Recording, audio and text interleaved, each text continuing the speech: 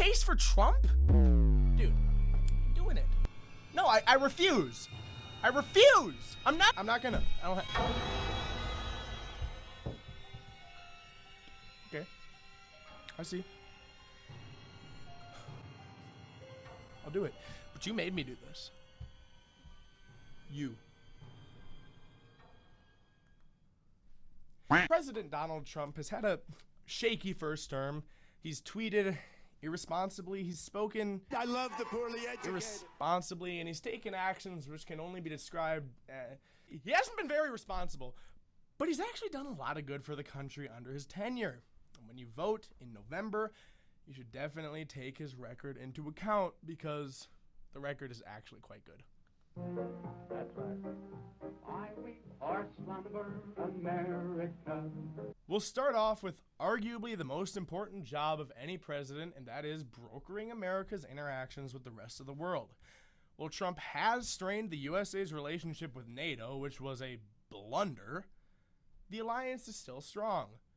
I'm saying I disapprove of his handling of our alliances, but he hasn't broken them. And in some cases, like with the UK, he's actually strengthened them. So I can look past his attitude towards NATO. Now that that's out of the way, we can talk about the otherwise incredible foreign policy practiced by the Trump administration, starting with the Middle East. The U.S. Embassy in Israel was, under Trump, finally moved from Tel Aviv to Jerusalem, signaling to the world that the U.S. recognizes Jerusalem as sovereign Israeli territory and will follow through on its commitments. Motherfucker dropped a Moab on ISIS, which was honestly pretty cool. And probably most notably was the January 3rd, 2020, this year, icing of Iranian Major General Qasem Soleimani. In case you didn't know, Soleimani, after orchestrating an attack on a U.S. Baghdad embassy by Iran's non-state satellites like Hezbollah, was promptly sniped in a drone strike outside the Baghdad airport. Not to mention, he was allegedly planning another more successful attack. How did Iran respond? By pretending to attack a U.S. base. Nobody died. It was a fair trade and it didn't matter. As a side note, let's compare how the Trump administration handles embassy attacks.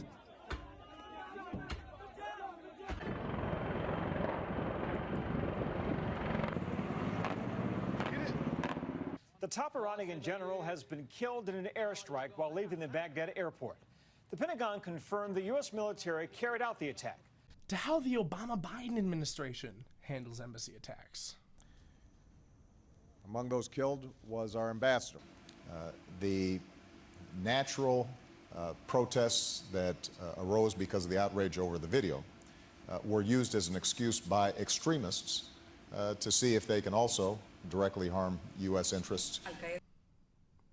But perhaps more important than any of that has been Trump's strength against China. China, China, China, China, China, China, China, China, China. Okay, folks, it's China, China, China, China, China. Yes, the Trump administration has taken a hard line against China. He's put up tariffs, which normally I would disapprove of because free trade, but there's nothing free about trade with a communist dictatorship that virtually enslaves its citizens. He's come out in support of Hong Kong's struggle for freedom and democracy, something China promised in '97 to allow when it actually took control of Hong Kong from the British. Clearly they don't exactly go through with their promises, but, you know. And he's openly condemned the Uyghur concentration camps maintained by the CCP. Or, sorry, re-education camps. Come on, guys. But remember, if Trump takes a position, the left must snap to the other side. Look at this CNN article. Focusing instead on casting Beijing as an existential geopolitical threat. Yes, because they're the only existential geopolitical threat left. CNN says this like it's a bad thing.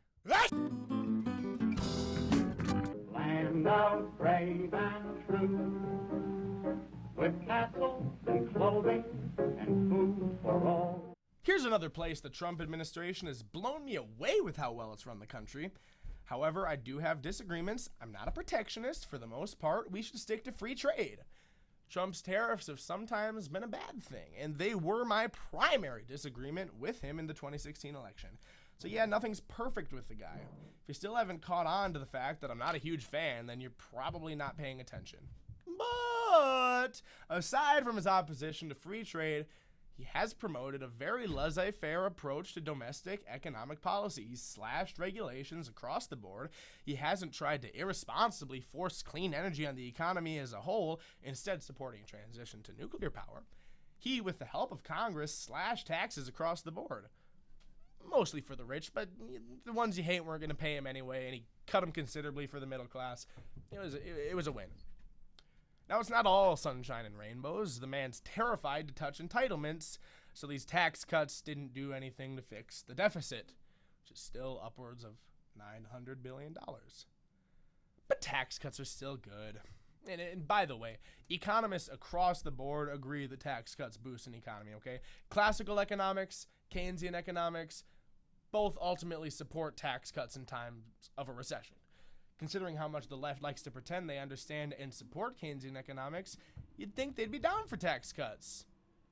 That is, unless they're just pretending to be Keynesians to sell their horrible policies, but they wouldn't do that.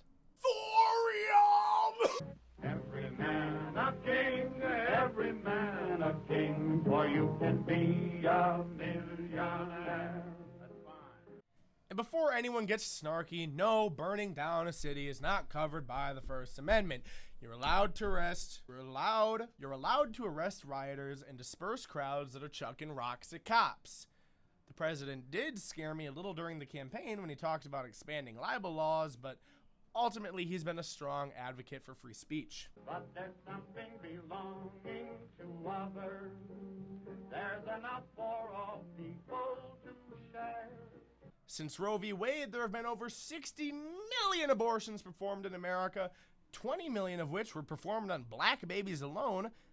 Now, I'm not one to see a disparity and assume racism simply from the numbers. However, Planned Parenthood is the largest abortion provider in the country, and when you factor in the beliefs of their founder, Margaret, our goal is to exterminate the Negro race, Sanger, you gotta take a step back. Talk about institutional racism, am I right? But can we at least draw the line at partial birth abortion? Now, personally, I'd draw it a lot earlier, but come on, man, partial birth abortion? I think it's terrible. If you go with what Hillary is saying, in the 9th month, you can take the baby and rip the baby out of the womb of the mother just prior to the birth of the baby. It's a boy! When it's sunny June and December too, or in the winter time or spring. Finally, perhaps the most important issue, aside from maybe abortion, 60 million, dude, that's fucking 5 Holocausts. But the most important issue, to me, the Second Amendment. Guns, baby.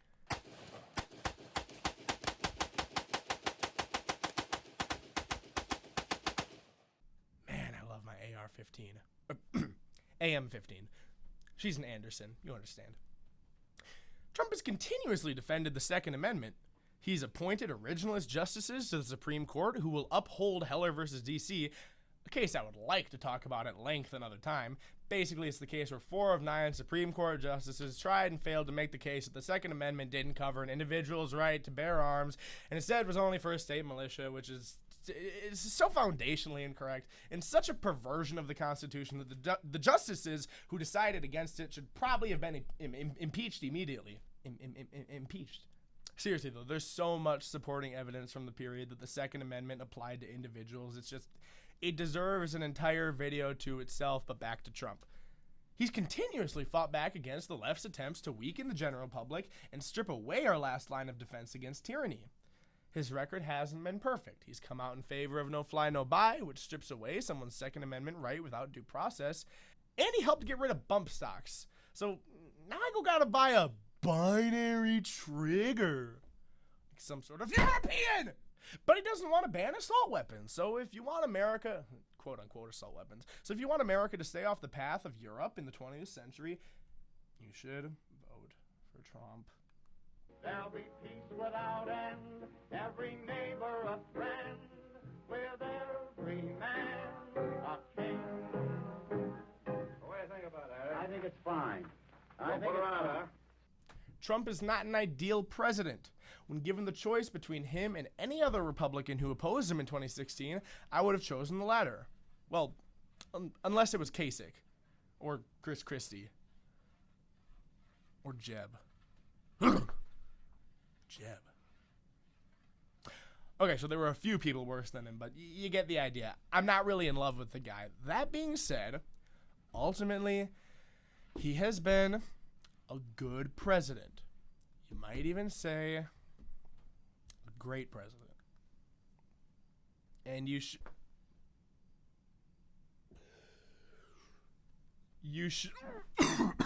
make sure you vote for Donald Trump in November. I'm Reese Herrmann, and this has been Classical Herrmann.